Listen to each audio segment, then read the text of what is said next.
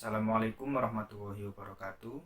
Perkenalkan, nama saya Yaklu Rifki Zakaria, NIM 72114190077. Kali ini saya akan menjelaskan materi tentang informasi dalam praktik. Yang pertama adalah informasi sebagai salah satu faktor penting penentu keberhasilan. Pada tahun 1961, D. Ronald Daniel dan McKinsey & Company, salah satu perusahaan konsultan terbesar di Amerika, memperkenalkan istilah Critical Success Factor atau faktor penting penentu keberhasilan. Ia mengungkapkan aktivitas-aktivitas penting yang akan menentukan keberhasilan atau kegagalan bagi semua jenis organisasi adalah Critical Success Factor, dan faktor-faktor ini dapat berbeda-beda dari satu jenis organisasi ke jenis organisasi lainnya. Berikutnya adalah sistem pemrosesan transaksi. Sistem pemrosesan transaksi digunakan untuk menjelaskan sistem informasi yang mengumpulkan data, menguraikan aktivitas perusahaan, mengubah data menjadi informasi, dan menyediakan informasi tersebut bagi para pengguna yang ada dalam perusahaan maupun di luar perusahaan. Berikutnya adalah tinjauan sistem data. Unsur-unsur lingkungan dari sistem data distribusi meliputi pelanggan, pemasok, ruang persediaan bahan baku, dan manajemen. Selanjutnya adalah sistem yang memenuhi pesanan pelanggan. Di dalam sistem yang memenuhi pesanan pelanggan, terdapat beberapa sistem. Yang pertama adalah sistem entry pesanan, yaitu memasukkan pesanan pelanggan ke dalam sistem. Yang kedua adalah sistem persediaan, yaitu memelihara catatan persediaan. Yang ketiga, sistem penagihan, yaitu membuat faktur pelanggan. Dan yang keempat adalah sistem piutang dagang, yaitu menagih uang dari para pelanggan. Berikutnya adalah sistem yang memesan persediaan pengganti. Dalam hal ini, terdapat sistem pembelian yang menerbitkan pesanan pembelian kepada pemasok untuk persediaan yang dibutuhkan. Kemudian terdapat sistem penerimaan yang menerima persediaan, dan sistem utang dagang yang melakukan pembayaran terhadap utang dagang. Sistem yang menjalankan proses buku besar. Sistem buku besar adalah sistem akuntansi yang menggabungkan data dari sistem-sistem akuntansi yang lain dengan tujuan untuk menyajikan gambaran keuangan operasi perusahaan secara gabungan. Terdapat dua subsistem yang terkait. Yang pertama adalah sistem memperbarui buku besar. Sistem ini akan membukukan catatan-catatan yang menguraikan berbagai tindakan dan transaksi ke dalam buku besar. Yang kedua adalah sistem pembuatan laporan manajemen. Sistem ini menggunakan isi buku besar untuk membuat neraca dan laporan laba rugi serta laporan yang lainnya. Sistem informasi organisasi. Area-area bisnis perusahaan keuangan, sumber daya manusia, layanan informasi manufaktur dan pemasaran menggunakan basis data yang diproduksi oleh sistem pemrosesan transaksi, ditambah dari sumber-sumber yang lain untuk menghasilkan informasi yang digunakan oleh para manajer dalam mengambil keputusan dan memecahkan masalah. Berikutnya, sistem informasi pemasaran. Sistem informasi pemasaran memberikan informasi yang berhubungan dengan aktivitas pemasaran perusahaan. Di dalam sistem informasi pemasaran terdapat subsistem output, yaitu memberikan informasi mengenai unsur-unsur penting di dalam bauran pemasaran. Subsistem output terdiri atas subsistem produk, subsistem lokasi, subsistem promosi, subsistem harga, dan subsistem bauran integrasi. Selanjutnya yaitu subsistem input di dalam sistem informasi pemasaran.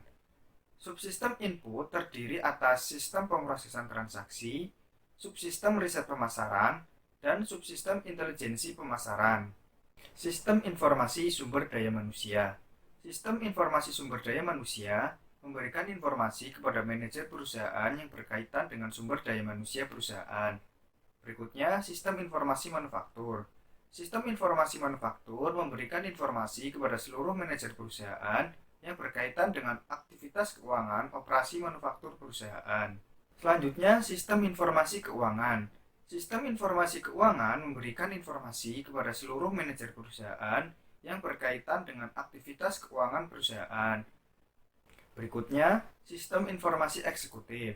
Sistem informasi eksekutif adalah suatu sistem yang memberikan informasi kepada para manajer di tingkat yang lebih tinggi atas kinerja perusahaan secara keseluruhan. Selanjutnya adalah manajemen hubungan pelanggan. Manajemen hubungan pelanggan merupakan manajemen hubungan antara perusahaan dengan pelanggan sehingga perusahaan maupun pelanggannya akan menerima nilai maksimum dari hubungan ini. Strategi ini menyadari bahwa membina hubungan jangka panjang dengan pelanggan adalah suatu strategi yang bagus, karena mempertahankan pelanggan yang sudah ada biasanya akan lebih mudah daripada mendapatkan pelanggan yang baru. Oleh karena itu, perusahaan melakukan upaya-upaya untuk memahami para pelanggannya sehingga kebutuhan mereka akan dapat dipenuhi dan mereka akan tetap setia kepada perusahaan. Berikutnya adalah data warehousing. Karakteristik data warehouse yang pertama, kapasitas penyimpanannya sangat besar. Yang kedua, data diakumulasikan dengan menambahkan catatan-catatan baru. Yang ketiga, data dapat diambil dengan mudah. Dan yang keempat adalah data sepenuhnya digunakan untuk pengambilan keputusan dan tidak digunakan dalam operasi perusahaan sehari-hari. Bagaimana data disimpan dalam tempat penyimpanan data warehouse? Dalam suatu basis data, seluruh data mengenai subjek tertentu disimpan bersama dalam satu lokasi yang biasanya berbentuk sebuah tabel. Data tersebut meliputi data pengidentifikasian seperti nomor pelanggan, data deskriptif seperti nama pelanggan, dan data kuantitatif seperti penjualan bulan ini. Di dalam tempat penyimpanan data warehouse terdapat tabel dimensi, tabel fakta, paket informasi, dan skema bintang. Tabel dimensi yaitu tabel basis data untuk melihat data dari berbagai sudut pandang atau berbagai dimensi. Tabel fakta yaitu tabel yang berisi ukuran-ukuran kuantitatif sebuah entitas, objek, atau aktivitas. Paket informasi yaitu mengidentifikasi semua dimensi yang akan digunakan dalam analisis suatu aktivitas tertentu. Dan berikutnya adalah skema bintang. Untuk setiap dimensi, akan ada satu kunci yang mengidentifikasikan dimensi dan menciptakan hubungan paket informasi. Penyampaian informasi.